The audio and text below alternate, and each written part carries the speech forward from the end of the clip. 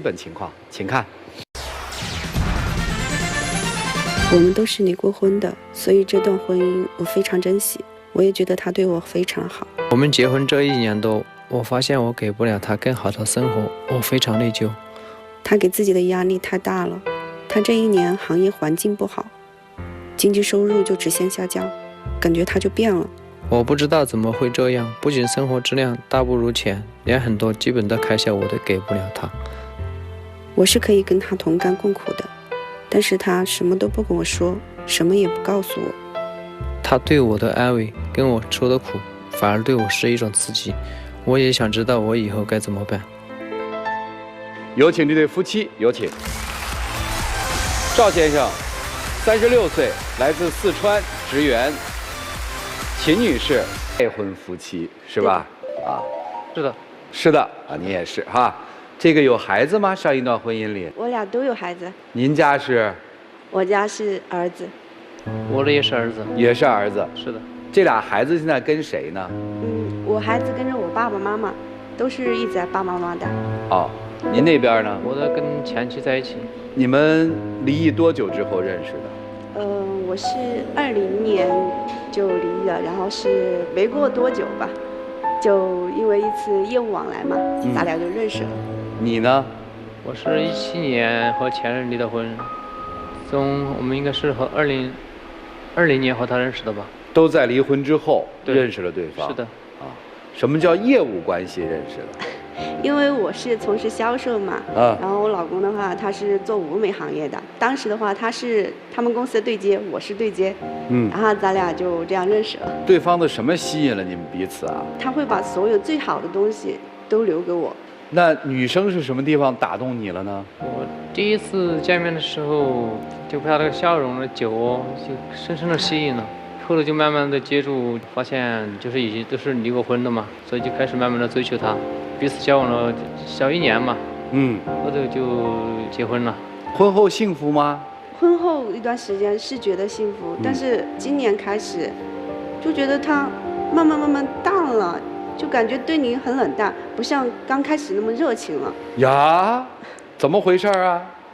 工作也越来越不景气，反正就慢慢的发生一些细微的变化，可能是导致了没有更多时间陪伴他。我最近都在想怎么工作更好，怎么能给到他更好的幸福。以前他想吃什么想喝什么我都能很好的给他，但是从今年开始感觉压力越来越大，就影响了。比如说今天我想吃个什么，明天想吃什么，感觉我就要犹豫一下了。但是我不会那么挑剔啊。我以前我一个人的时候，其实手上很宽裕，然后的话可能就是花钱大手大脚的。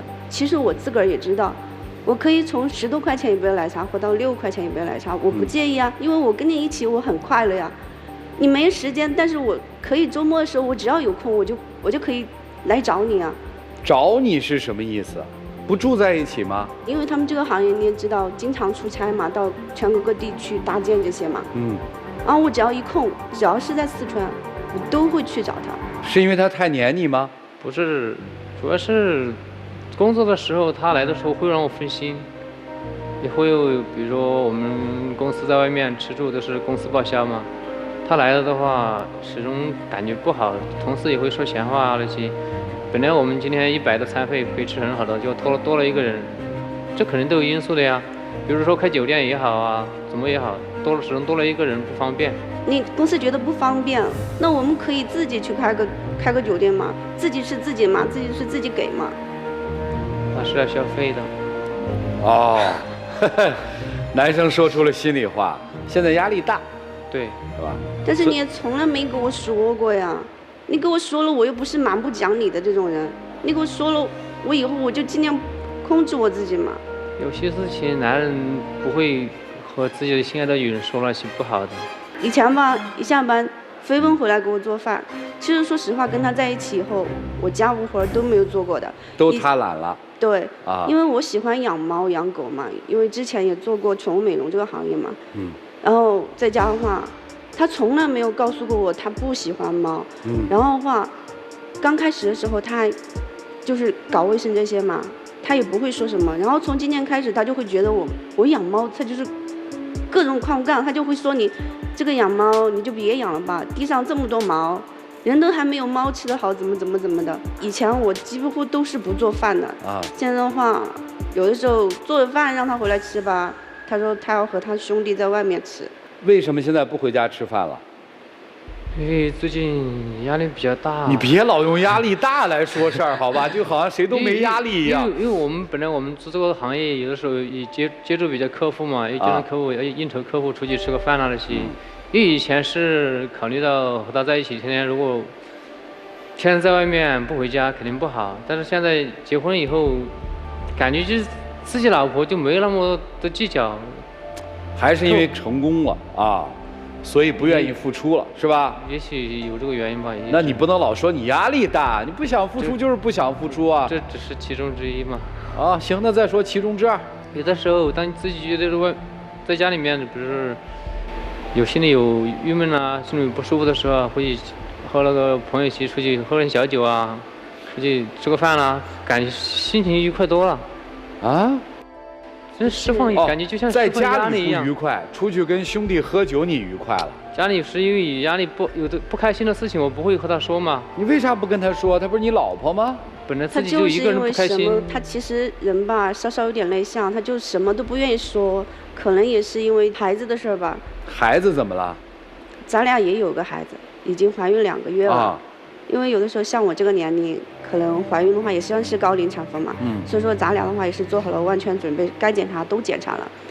但是吧，后头回去跟家里面商量了一下，因为您知道，自己爸妈嘛，肯定是向着自己嘛，然后就说我俩现在的话经济也不是怎么好，给孩子的话也创造不了很好的条件，因为毕竟2个都有孩子嘛，如果你再生一个了，万一又是个男孩子，那你将来岂不是要给他3份的彩礼？给不起，想太多了。你说这个年龄，爸妈就说算了，就干脆不要了。你跟他商量过这事儿吗？我跟他商量了，他就每次的话就是跟我说这些，只要你做了决定，我肯定是同意的。其实我自己心里感觉得到，他挺想要这个孩子。想要那孩子吗？想。那你为啥不说？的确，他说的有理啊。如果只要这个孩子，的确我们现在给不了他很好的生活条件，这都是我作为一个男人感觉很愧疚的一个地方。所以他每次就是这样，什么也不跟我说，就每次就说，只要你决定了，我就尊重你的决定。所以说这个孩子，你们俩之间那孩子没有了，对你来说也是一个心里不舒服的地方，或者你说的压力的地方。对，你会觉得说，我一个男人怎么没有能力？是这意思吗？是的。我理解的对吗？对。然后就去跟朋友喝酒。你会跟朋友说吗？会。你会跟朋友说？你都愿意跟你朋友说，你都不愿意跟我说。刚开始都说是，大家有快乐可以分享，你快乐可以分享给我，但是你不好的情绪你也可以分享给我呀，咱们可以一起面对的嘛。这本来就是一个不好的心情，我不想带给你。可是你这样不是心情更不好吗？但是我在他面前，我尽量做得很好，尽量不会表现出来。但是他不是感觉你对他冷淡了吗？可能自己做得不好吧。我们很多人可能听到这儿的时候，觉得是一个男人的借口，就是感情淡了，所以才会这样。但是我觉得好像你听这些，你是深信不疑，他爱你，对吧？是的。他为你做过什么，让你这么？因为我这个人最看重就是诚信啊。我有的时候无意之中提起了一件事，或者是想吃什么，想要什么，他当时的话，他也是闷不吭声的。但是的话，到了后头没过几天，这样吃的呀，或者是这样想要的这些东西，就在你面前呈现。婚前的时候吧，我就无意说一下，哎呦，我这个手机太卡了，玩游戏都要闪退了。没过多久，他就趁着情人节吧，然后他说，走，我带你去买个手机。我说咱就在网上买嘛，网上便宜些嘛。然后他说咱们就去实体店买，反正是你用的东西，咱都给你最好的。还有一次就是，因为我说我给他提过，我说我之前结婚的时候，我前夫什么也没有给过我，连个像样的戒指都没给过我，他还是听进去了。然后没过多久吧，咱们回老家的一次，然后他就带我去看钻戒，我说我只是说说而已啊。我说不用嘛，然后想着当时还没结婚，我不可能收你这么贵重的东西。然后吧，他就直接给你买来放在你面前了。你说吧，他这么节约一个人，他舍得花1万多块钱来给你买个钻戒，我其实当时心里面特感动，因为我知道他这个人嘛，他对自己在外面吃个外卖呀，或者是吃个盒饭，他都觉得很浪费那种，宁愿在回家吃方便面这种，他对自己可狠了，感觉。就是他是一个克扣自己的人。对。但是他为你花钱很大方。对。他把他力所能及能掏给你的都掏给你了。对。是吧？因为你们家谁管账？他。你的工资也归他管？对的。我就想给他一个心安嘛，因为有的时候感觉他心里不踏实嘛，就怕他给自己压力太多了。我就说，我这个人花钱也没个数，要不就你来管吧，不然这样还可以克制一下我自己购买东西的一些欲望。他在娶你之前或者娶你之后为你花的最大一笔钱有多大的数额？10万。10万，什么钱？彩礼钱？不是彩礼。那也是因为可能是上段婚姻嘛，咱们不说他的好坏，但是的话确实是给我留了一笔债，我也不好跟我爸爸妈妈说，因为毕竟是2个人事，然后我就默默地扛下来了，因为当时的话也着急想挣脱上一段婚姻嘛，然后我这个人其实也没有什么心事的，我有什么我就说什么，刚开始跟他在一起的时候我就把什么都给他说了的，然后他也是记到心里面了。交往没几个月的时候，其实他就给我提过一嘴，他说要不我这边把这笔钱给了你拿，因为当时的话我就一直不想要这笔钱，我想你要了收了这笔钱，内心会不安吗？后头不是因为他给了我很多很多踏实的东西嘛，然后我就说要不咱们扯这嘛，扯着没多久以后，他就把这笔钱真的一下就转给我了。你现在还有存款吗？可能有一点点吧。我指的是你个人的。有一点点。你是不是因为这段婚姻，把你所有的积蓄全部都搭上了？可以这样说。你心里面会不会想说，如果我不是这么付出的话，也许我娶不到这个女人？我不会这样想。既然想和她在一起的话，我就会竭尽全力，哪怕是1分1足我都会。就必须要付出全力。对。对她好就好了。想给她更好的。更好的是什么？物质上啊，生活上啊，精神上啊都可以啊。来，我问问妻子啊，你觉得他能给到你更好的是什么？其实我没有想让他给我什么。你看他的排序啊，经济上的、物质上的、精神上的，他的物质是排在第1位的，精神是排在第2位的，其他的，如果你排序的话，你会怎么排？精神上，其实我这个人对钱这个东西吧，我心里面没什么概念，因为从小吧都是锦衣玉食的那种在家里面，但是跟他在一起以后吧，我就觉得，只要他人好，他对我好，不管是吃糠咽菜，我都愿意。虽然他人话不多，但是他做的事儿确实非常暖心。当时的时候我也知道他给我还这笔钱手上没有什么经济了，所以说我自己是有房子的嘛，然后我把我自己的房子租出去了。减轻一点自己的压力嘛，也减轻一点他的压力，毕竟结婚了就是一起。租金也交给他了。那你们住哪儿啊？现在就住他的那个公司的库房旁边的一个小房子，相当于是个板房吧。板房啊？就是工地上的板房是吗？你的房子租出去，租金拿回来贴补生活，你们俩住在一个板房里，你不觉得有什么是吗？我不觉得有什么，我觉得只要他在哪儿，我在哪儿都可以。你会觉得很亏欠？我觉得就问题很大了。他既然这样的跟着我在一起，我反而心里面不踏实了。为啥不踏实啊？愧疚啊。愧疚啥？我本来是想跟他更好的生活，结果反而让他慢慢来嘛。板房。更好的生活慢慢来嘛，夫妻规划一下下一步怎么办嘛。你天天在那儿垂头丧气有啥用啊？可能就是性格慢慢的发生一些变化。我也是来这里原因就是想看各位老师能不能给我出点意见，指导。你现在自己1个月收入多少钱啊？我现在1个月的工作很不稳定。那有没有考虑过换工作嘛？就是在找啊。你现在1个月收入多少？我一个月收入是几千块，我觉得话可能就够我生活一样的，但是。跟他在一起后，我还是省了很多，我感觉自己1个月现在都花不了多少钱。家庭开支谁出啊？家庭开支都是他。压力大不大？大。今天你来要干嘛？你也觉得自己不对是吧？是。哪儿不对？哪儿感觉不对了？哪儿都不对了。最主要就是感觉是最近性格变化挺大的，感觉心里面。他应该没有以前那么开朗了，是吧？就是人可能是说，我话少和开朗是两件事儿。对，他还要，就说吃完饭咱俩还去散散步嘛，然后到今年开始不知道什么时候开始，他就觉得回来，哎呀好累哦，上班好累哦，然后逛也不愿意逛了，就在家里面各玩各手机。你带他来的还是他自己要求来的？他要求来的。你觉得问题有那么大吗？我从来没觉得我俩中间有什么阻碍，有什么问题。你到今天也没觉得你俩是有问题的？对。只是心里不舒服。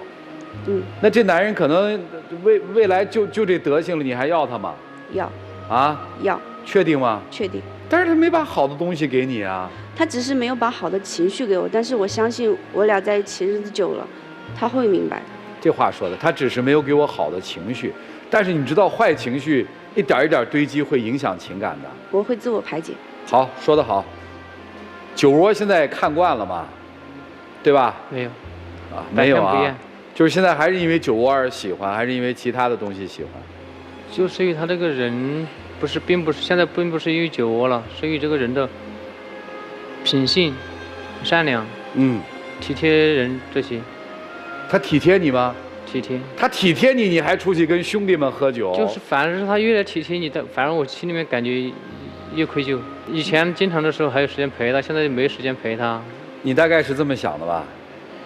要不然我能给你钱，是吧？要不然我给你陪伴。对。现在两样都没有。对。所以你难受。觉得做很失败。那你陪他好了呀。我陪他的话，那就没法工作啊。反正现在工作你说也不挣钱嘛。没有。那就拿时间陪他嘛。他这个人很上进的啊。他虽然说有的时候工作不稳定，但是一有空，他只要一得闲，不管是上午、下午还是晚上，只要有活他都接。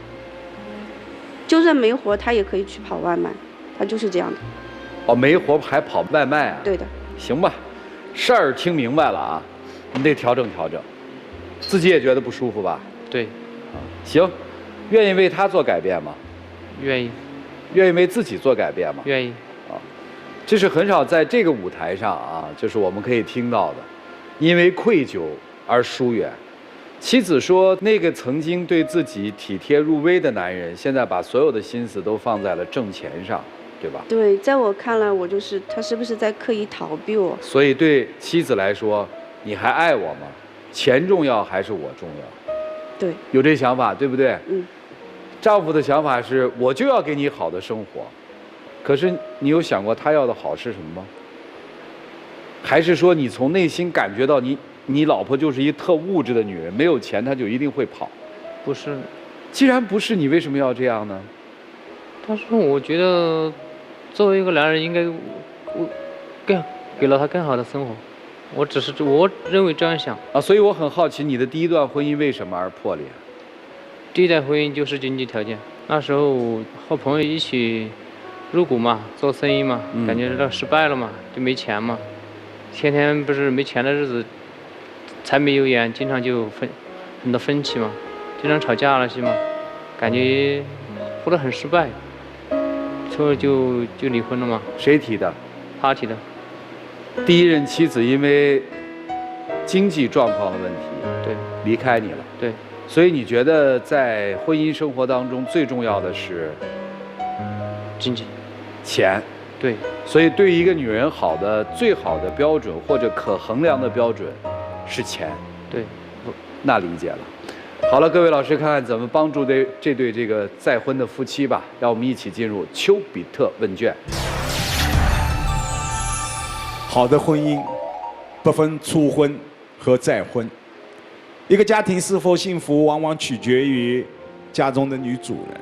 面对这样的一个妻子，谁都会被温暖到。你被温暖到了，但你无所适从了，和你的性格有关，和你前一段婚姻有关。你还没有从前一段婚姻的阴影当中走出来。在你的眼里，家庭最重要的是钱，女人看重的也是钱。我爱这个女人，我只能挣更多的钱，她快乐，我愉悦。但问题是，你懂这个女人吗？她看重钱吗？她绝对不是。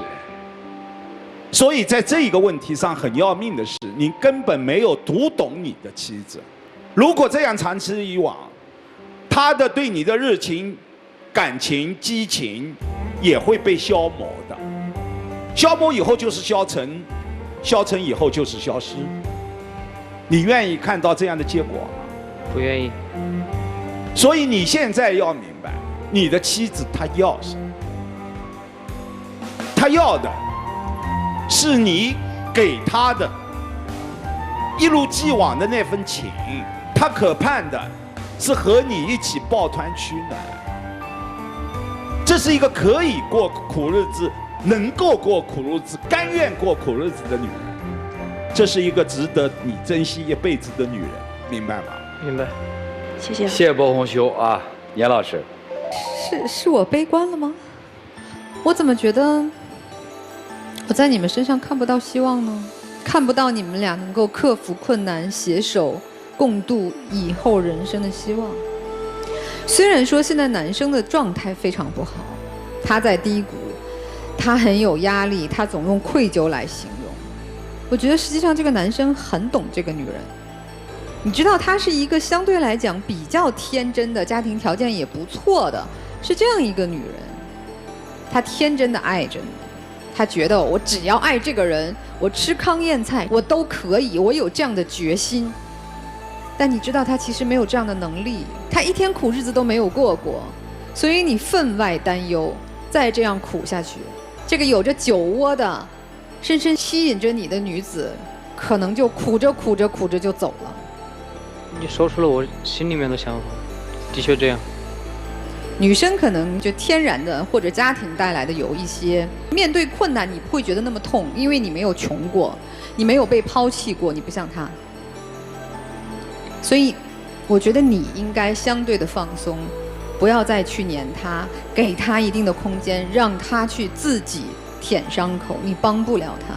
你在她心中还是一个娇滴滴的要喝奶茶的小姑娘，她没办法跟你说她的苦难。我也希望先生，你其实还是可以相对正视一下你的人生，不是用钱就可以买来幸福，也不是因为你没钱就不配拥有幸福。我希望你去经常思考一下这个问题。当我们如果收入降低，我们没有能力赚更多的钱，我们还能不能拥有幸福？答案其实是能，但你要找到自信，找到方法，找到让自己摆脱你这种低沉情绪的方法。熬吧，希望你们早点熬出来啊。沙大老师，首先我就想说一点啊，赵先生，你有什么可愧疚的？感觉就是你不知道对方的感受比你的付出更重要吗？当一个女人如此爱着你的时候，死心塌地跟着你的时候，你有什么可不？我为爱可以一无所有，那么你活该。上一个嚷着我要吃野菜、吃糠咽菜的那是谁？王宝钏是吧？苦守寒窑18年，嫁给谁了？自己想。作家是这样的，作家是会给到另外一个版本和另外一个角度的，所以人家说作家深刻嘛，女作家格外的深刻嘛。啊，这个情感类的女作家就深刻到人性最黑暗的那个地方了吧？她看到的是黑洞，没别的意思，她是在提醒你，也许这个男人的背后有那么一个黑洞，你觉得是，那他就是；你觉得不是，他就是不是。有几个问题嘛？你觉得你抱怨有用吗？没有。你觉得你愧疚有用吗？没用。啊，没用。没用就好好的去生活呀，好好的对她呀，珍惜这个女人。所以你要做的事情是什么？改变。怎么改变？改变现在我错误的想法。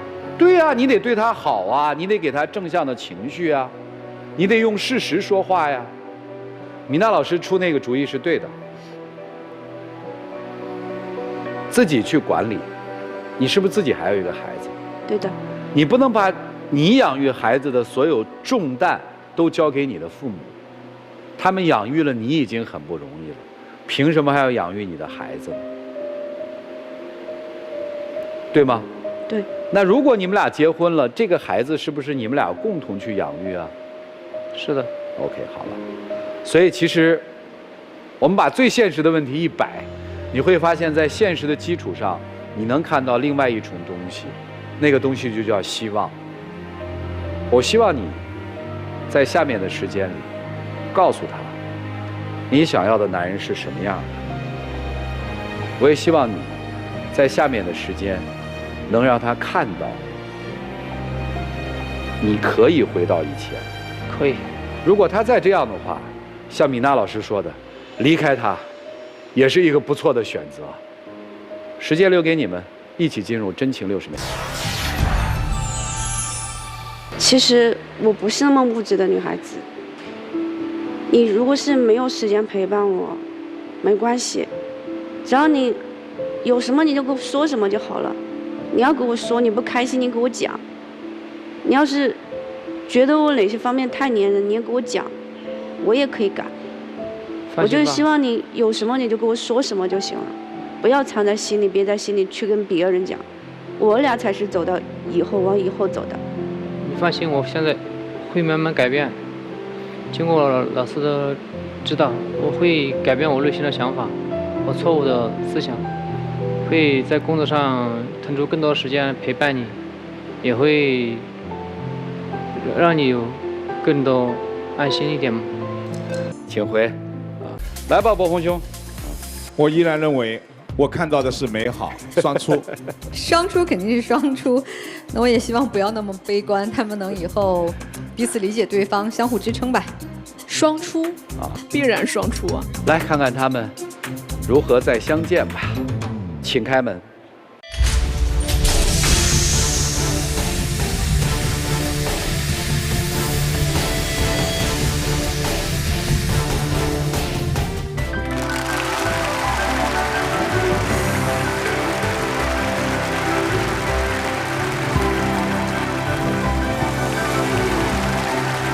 来，让我们见证属于他们的浪漫时刻。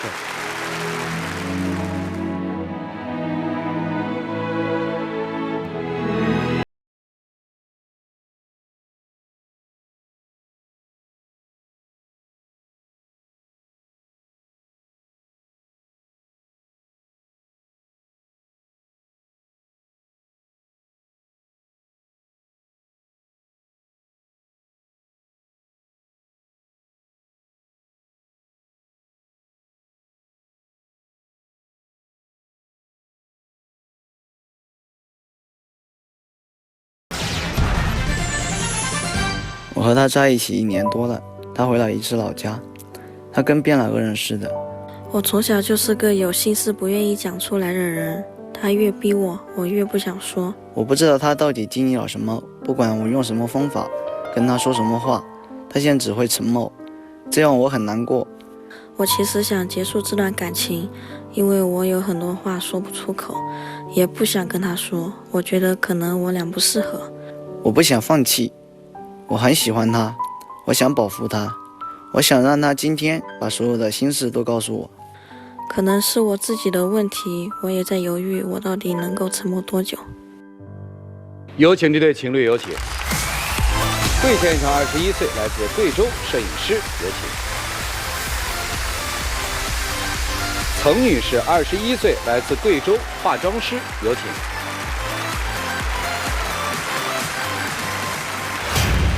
欢迎两位啊！恋爱谈了有多久？谈了1年多。我看这小片里说，今天是来寻求答案的，是吧？对。寻求一个啥答案？我女朋友她想分手，想知道她到底是因为什么要提分手。咋认识的呀？我是在一个教育机构做摄影师的嘛，然后呢，她是我们的教育机构里面学化妆的化妆师，然后我们租房隔得很近，就认识了。他跟你提过他要跟你分手吗？他回过一趟老家，回来之后有提过。他回了一趟老家，回来之后有变化吗？跟以前？他回家去，然后回来之后，我问他的事情，他都不愿意给我说。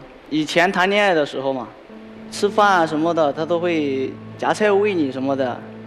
然后自从回来之后，就好像那些亲密的动作就没有了，不亲近了，不亲密了。还有呢？遇到什么事儿给他说，反正就是不像以前一样，两个人能正常的聊天啊。通常我们的思维就会想说，女生有变化了，要不然就是因为女生遭遇一些什么事儿，要不然可能就是女生发现了男生的一些什么行为，只是她忍住不说。那我想问你，你有没有从你的自身找到原因，说为什么4、5月份之后，这个我女朋友回了趟家，她就对我的态度变了？你有问题吗？有问题吧？什么问题？你看，就有一次去露营嘛，我带了我的一个同事，然后呢，我同事带了他的女朋友，然后还有一个也是女同事嘛，然后那天我也带着我女朋友去，我没有向那些朋友介绍我女朋友，感觉她挺生气的。哦，没有官宣，是因为这个吗？有一部分原因是这样的，不至于的呀。因为那时候心情也不是很好，然后他老做一些事情刺激到我。回来之后，然后他又临时叫我去他家见父母，然后我就想着的是不是很想去，他第二天就直接拉我去了，没有跟我提前商量。那天刚好我哥哥要带女朋友回去，然后呢，我两个又没有见过我的父母，刚好也把他带回去了。你去他们家之后，你觉得他家人对你怎么样？表面的话也是挺客气的，但是我觉得他家可能接受不了我家。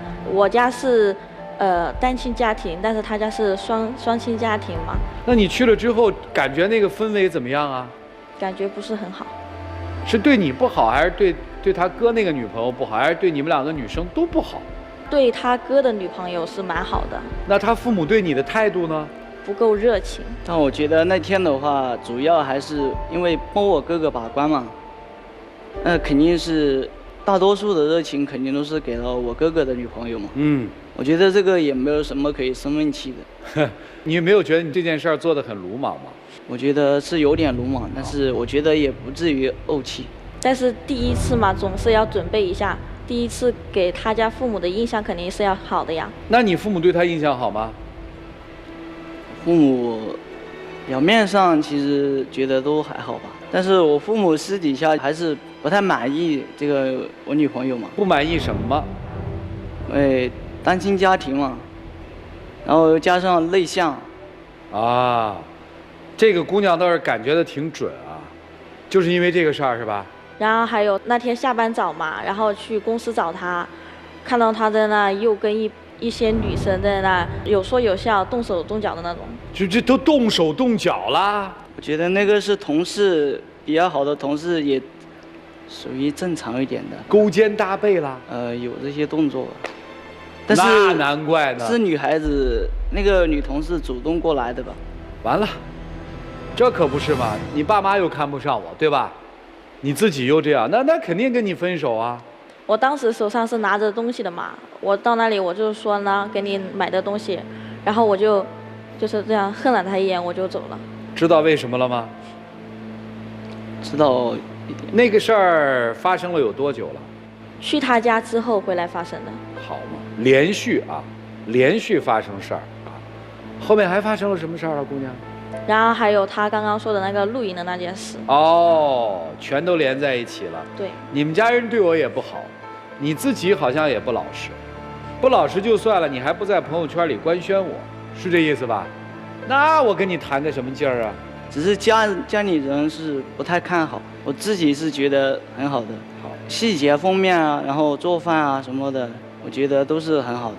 就是从他回家以来，他的性格让我觉得。方便跟我们聊聊吗？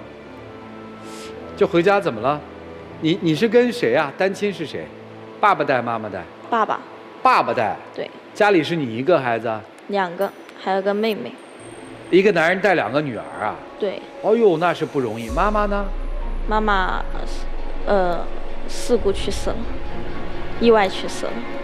哦，那这老父亲不容易，他没娶后妈给你们？没有。就带你们姐妹俩？对。啊，那是挺难的。然后回家之后呢？那天刚好回去看父亲嘛。然后妹妹她那天也刚好在那个在那个县里面上班。她听说我回来了，她就带她的男朋友回去。然后我爸他看到那男的，他一下子他就不同意。妹妹比我小3岁嘛，就说你现在年纪还小，你就跟别的男人谈上了。这没什么呀，当爹的都这样啊，对吧？突然之间，女儿带一个小伙子回来，肯定着急啊。然后呢？但这些你为什么不给我说呢？你没有像我这样问的，你慢慢问他呀，你得聊，对吧？哎，听。然后呢？然后呢，妹妹就说的是你不同意，那我就跟他走。就真走了？真走了。小的时候，父亲他不是比较偏爱妹妹嘛，一下子妹妹给他失望了。所以你回家，他对你态度不好了？对，他就说的是，你要是以后也敢这样，那你就不要再回来了。我心里想的是，从小你对妹妹那么好，然后把你的希望都寄托给妹妹，然后后面妹妹她又弄出了这件事，后面她又转过来说，她又把希望寄托给我。爸爸把所有的希望都给了妹妹。对。现在妹妹让他失望了，他转回头来又要求你。对。你觉得凭什么？是这意思吗？是的，这件事一直在心里压着，不知道该怎么说。然后他就老是问我说：“你回去怎么了？你也不告诉我什么什么什么的。”因为就自己比较孤僻嘛，就是遇到什么事就喜欢藏在心里，不喜欢说出来。然后他就老逼我，又不想告诉他，就是感觉话是到这个位置，然后他一逼问你就不想告诉他了。回去明明就很失望的，回来了之后他又一件一件的做那些更过分的事情让我看到，就感觉在他身上看不到希望。你有跟你爸谈及你谈恋爱了吗？没有。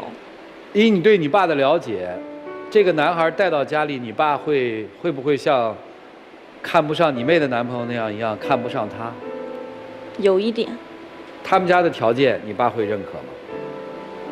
他家的条件也是蛮不错的，他生长的环境跟我生长的环境不一样。你是担心你配不上他？也有一点点，因为他自己的父母也不太认可我。就是我父母那里我可以去劝说，只要解决好你这里，我觉得父母那里我觉得我能去说服他们。你小时候你爹对你多不好啊，姑娘。就比如说，饭桌上有2个鸡腿，就是有好吃的，妹妹帮助这姑娘吧，帮助一下这小伙子吧。这爱情爱的，让我们一起进入丘比特问卷。女生如果把自己活成了一座孤岛，那么生活它就会一潭死水。你此刻内心有太多的话，都是自己对自己在说，用沉默，用自己的痛苦，在掩盖心中想说的话。2个爱的人，性格不同无所谓，但有时候不要用沉默，用冷战。我们需要的是交流沟通，但是这种交流沟通是有方式的，也就是说，一定是要有温度的，否则一方他会更加的拒绝，明白吗？明白。所以在这一段他的沉默当中，甚至他无奈想放弃这一段情感的过程当中，你有很大的原因，更多的热情，更多的主动，更多的呵护，更多的关爱释放出来，好不好？帮他去走出原生家庭的阴影，帮他去走出那座孤岛，好不好？好的，谢谢波峰兄。严老师，女生，你觉得一个什么样的女婿你的父亲会满意？或者说一个什么样的女儿你的父亲会满意？你心里有答案吗？你知道吗？不是很知道。对，所以我觉得你从来都不知道，所以你在这个家中从来都没有找到自己角色的定位。但我想跟你说的是，我们每个人都深受原生家庭的影响，但是在成年以后，我们脱离了原来的原生家庭，你来到了社会中，你遇到了男朋友，你不会再和你的父亲天天朝夕相处，你就要自己去找到这个角色定位了。这不是你爸爸要帮你做的功课了，是你自己要完成的功课。这个功课更不是你男朋友帮你要做的，没有人是你的药，解药在你自己的手里。我特别希望你能打破这种沉闷，就回到一个年轻女生的状态，我去开开朗朗的享受一段爱情，我放下过去曾经原生家庭的这些伤，我大胆的去拥抱生活，又能怎么样呢？有什么想法跟他说出来，他做不到的你去提示他，他再做不到的你就走开。男生我觉得其实我也不觉得你有多么和他能够长相守。你有没有想过，如果他持续这样的沉闷，或者是莫名其妙的不愉快，你完全掌握不了他的内心的想法，时间久了你会累，那个时候你对他伤害会更大，因为他满心期待说这个男人有一天会走进我的心里，会帮我打开心结，会和我携手。他怎么会累了呢？我不一直就是这样的吗？我有心里话，我自己情绪不好的时候我就不说呀。你怎么不懂我呢？你怎么不等我呢？他会不会是适合和你长相守的那种女生？我是打个问号的，你自己要判断。所以我不太看好你们两个啊。我觉得各自的伤各自处理，各自的成长自己负责。谢谢。谢谢杨老师，谢谢老师。莎娜老师，女生原生家庭的痛，你无法在爱情身上找到。你无法在男人身上去弥补你原生家庭的痛，你懂吗？你缺爱，所以你在任何人身上都在找被在乎的感觉，包括男朋友家里的人都得爱你，但是你自己缺爱。而且我不觉得单亲家庭怎么了，你比别人缺胳膊短腿还是怎么了？所以你为什么要自己瞧不起自己？你如果不解决自己内心的这道坎儿的话，过不去这个节儿的话，今天你在他身上碰到的是这样的问题，明天你可能再碰到一个男生，他家里面是有妹妹的，你有小姑子的，就会觉得，哎，凭什么对女婿比对儿媳妇还好呢？你还会遇到各种各样的问题。解决掉你的心理问题之后，不要别扭，要觉得喜欢就在一起，不喜欢就分开，别扭别人也别扭自己，图啥呢？就这样。谢谢莎娜老师，米娜老师。姑娘的内心戏太多了哈，其实很多时候都是自个儿在跟自个儿较劲，别人都不知道你在想什么。但是这一种较劲可能来自于长期没有能够充分表达的愤怒和情绪。小的时候妈妈去世，所有人都在告诉你爸爸不容易，妹妹失去了母亲，却没有人问过你，在那个时候其实你也失去了母爱啊。所有的人让你要保持强大，成为这个家里头的小妈妈，既照顾好妹妹，又能够辅助父亲维持家庭的正常运转的时候，没有人能够同意你像孩子一样去崩溃。你没有完全释放的那一些悲痛和不被他们重视的情绪，成了你一向处理自己内心戏的唯一方法。那就是我一旦觉得可能有问题，我就躲起来，因为没有人在乎我想什么。你指望爱情来帮你找到那一个可以懂你想什么，不用你说就能支持你和理解你的人。但是当你跟男朋友一起去到他家的时候，你发现他甚至跟他的家人融合在了一起。在那一刻他会忘了你，他在忙着跟他的父母说笑，跟他的哥哥嬉闹，开他哥哥女朋友的玩笑。你真的是在乎他的父母没有那么重视你吗？不止，你还因为你身边唯一的这一个你的同盟带你回去的那个人，甚至忘记了他得成为桥梁，他得注意你的情绪。你本来以为他可以在你有一点紧张的时候跟你的话多说几句，但是他却把你放在了那一堆人里，让你去自来熟。你越局促，越想把自己抽离，越想躲起来。而你的这一种想躲起来的感觉，又会让男孩的妈妈觉得你不好打交道，最后得出的结论是他的妈妈不爱我。你不知道他的妈妈不是不爱你，是因为你已经把自己蜷缩成了一个蜗牛。你让我们怎么去跟一个蜗牛说话呢？他甚至都不露出小脑袋。但是蜗牛心里想的是，你们不爱我是因为我是单亲家庭啊，因为我没有妈妈呀。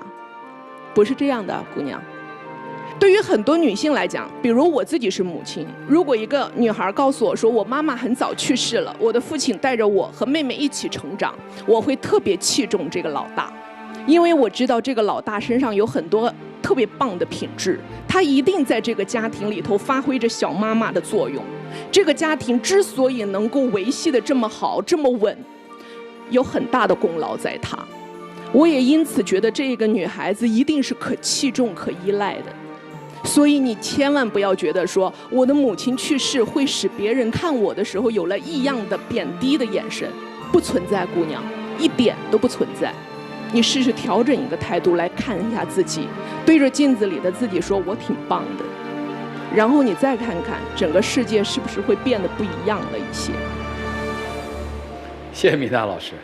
没有啥，我觉得老师们该说的都说了，基本就属于是一个拔苗助长的过程，就是恨不能在今天的几分钟、几十分钟之内让这姑娘一夜成长，不可能。反正我听下来就一句话嘛，承受不起快跑。你承受不了，这姑娘你没有办法对人家负责，或者她所期许的你给不了，你需要跑，你要承认自己现在很弱小，不是两个人不好。你也很好，他也很好，只是因为不配。这得多么细腻的一个男人才能驾驭住现在这个女孩？换任何一个男人跟她谈恋爱，超不过3个月、半年就一定会分开。这要是我们家儿子带来一个儿媳妇儿，根本不会这么问的嘛，就一看这个人，一看这个气质，就先拒了嘛。哎呀，这个怎么找了这么一个忧伤的孩子啊？到底家里面经过了什么磨难呀？哎呀，别了吧，这会不会影响我们家儿子？你觉得老人这么想正常吗？正常。但是我觉得分手还是挺好的，因为太小了嘛，21岁结什么婚呀？21岁结什么婚呀？先把自己处理好了再结婚，对吧？找一个懂你的男人。这小孩不懂你啊，你可以跑，你跑不代表你坏，你承受不了，啊。时间留给你们俩吧，一起进入真情60秒。觉得我还是能用我的热情、内心去感化你。我觉得我还是愿意和你一起携手走一下的。你觉得你会走进我的内心吗？然后你打开一点，我觉得我能走进你的内心。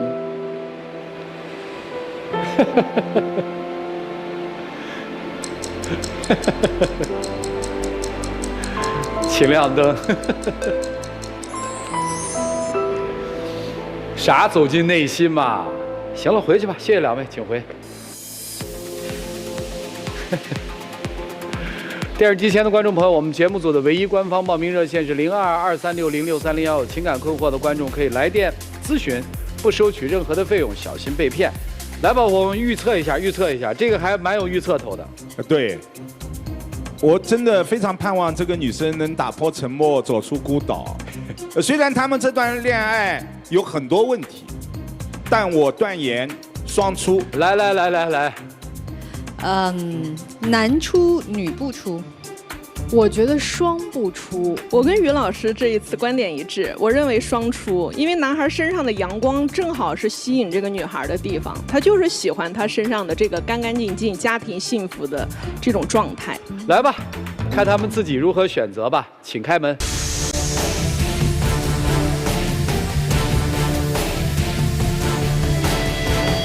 快去！哎呦！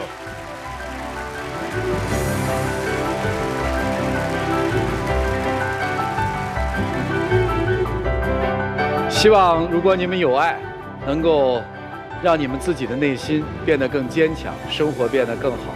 来吧，一起见证属于他们的浪漫时刻，请见证。